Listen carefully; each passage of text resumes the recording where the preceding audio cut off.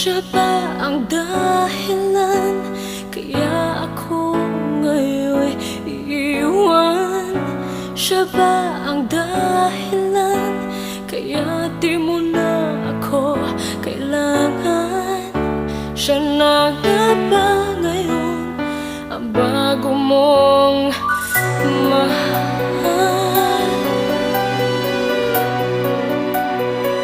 Bakit tinatanggap